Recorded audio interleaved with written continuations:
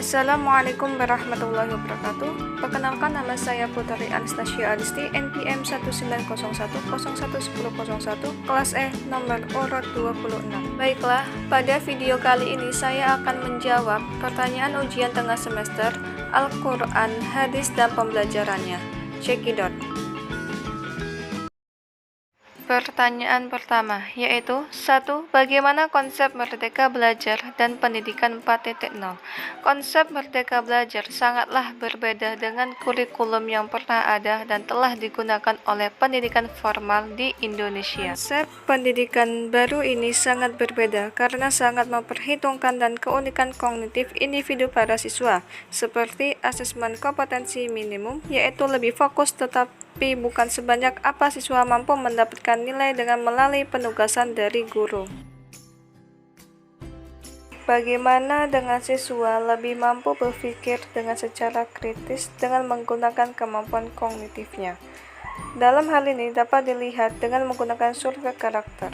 Survei karakter yaitu pemerintah akan menilai secara menyeluruh yang terkait dengan pendidikan di sekolah, bukan hanya tentang hasil belajar saja, tetapi juga dengan ekosistem dan infrastruktur pendidikan yang tersedia. Perluasan penilaian hasil belajar yaitu siswa diberikan ruang untuk bisa mengembangkan diri yang mereka sesuai dengan minat maupun bakatnya. Pertanyaan kedua, yaitu apa rancangan perencanaan pembelajaran Al-Quran, Hadis, dan pembelajarannya yang Anda miliki dan menyambut pendidikan 4.0? Keberhasilan dalam peserta didik adalah tujuan yang paling utama karena setiap orang memiliki perencanaan. Dengan tidak adanya perencanaan, semuanya tidak akan berjalan dengan baik. Jadi yang harus dilakukan oleh pendidik yaitu menyusun suatu perencanaan pembelajaran seperti penyusunan suatu rencana, evaluasi, dan hasil yang telah dicapai. Perencanaan pembelajaran adalah sebuah proses pengambilan keputusan dari hasil berpikir secara rasional tentang sasaran maupun tujuan pembelajaran. Jadi guru harus menjadi indikasi terselenggaranya sebuah proses pembelajaran yang baik dan tepat. Pertanyaan ketiga, yaitu bagaimana strategi pembelajaran Al-Quran, Hadis, dan pembelajarannya dalam menghadapi tantangan era pendidikan 4.0. Strategi pembelajaran Al-Quran Hadis adalah suatu kegiatan pembelajaran yang dilakukan oleh seorang pendidik dan peserta didik, yang mana pembelajaran tersebut telah disandarkan kepada Nabi Muhammad SAW. Jadi, dalam menghadapi tantangan era pendidikan 4.0 yaitu A. Guru memberikan blended learning yaitu strategi pembelajaran yang memadukan sistem pendidikan tradisional dan modern. B. Guru dapat membagi pertemuan pembelajaran menjadi dua yaitu 80% sistem tradisional dan 20% dengan sistem online. C. Blended learning yaitu sebuah solusi pendidikan Islam yang tentu dapat memodifikasikan yang lebih memihak kepada khazanah pendidikan Islam yang telah lama hidup dan berkembang di masyarakat. D. Peserta didik diberikan tugas yang dapat menyelesaikan suatu permasalahan dengan mencari solusi di web yang berisi konten pendidikan agama Islam yang telah terpercaya kebenarannya. E. Guru menggunakan strategi pembelajaran web-based learning atau WBL, yaitu salah satu jenis pembelajaran yang bisa digunakan dalam CBI atau Computer Based Instruction atau CAI Computer Assisted Instruction.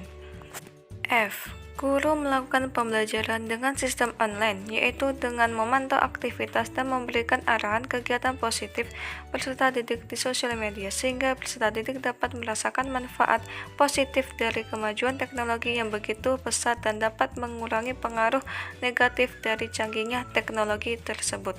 4. Bagaimana pengembangan media pembelajaran Al-Quran, Hadis, dan pembelajarannya sesuai dengan era pendidikan 4.0. Media pembelajaran adalah sesuatu yang dapat digunakan untuk menyampaikan pesan atau informasi dalam proses belajar mengajar sehingga dapat merangsang perhatian dan minat siswa untuk belajar.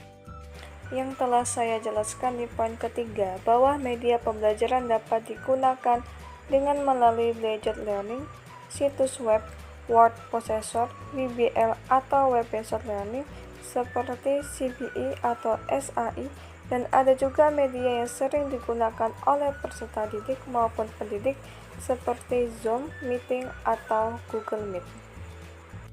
Pertanyaan kelima, Apa pendapat Anda yang tentunya didukung dari berbagai teori yang kuat terkait evaluasi pembelajaran Al-Quran Hadis dan pembelajarannya dalam suasana yang berdampingan dengan COVID-19?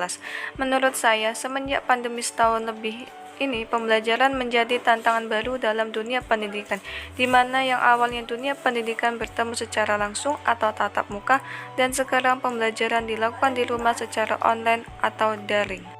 Dalam hal ini, sistem pembelajaran yang dilakukan secara daring sangat menjadi terkendala dari sinyal maupun ekonomi. Jadi, selama pandemi dapat menggunakan berbagai macam aplikasi seperti Zoom, Microsoft Teams, dan Google Meet. Hal ini menjadi tidak asing lagi bagi siswa maupun pendidik. Teori yang digunakan saat ini yaitu media pembelajaran, penggunaan aplikasi sebagai media pembelajaran, teori sosial media, dan difusi inovasi. Itu saja yang dapat saya jelaskan. Apabila ada salah kata dalam menjawab pertanyaan, saya mohon maaf. Saya akhiri. Wabillahi taufiq wal hidayah. Wassalamualaikum warahmatullahi wabarakatuh.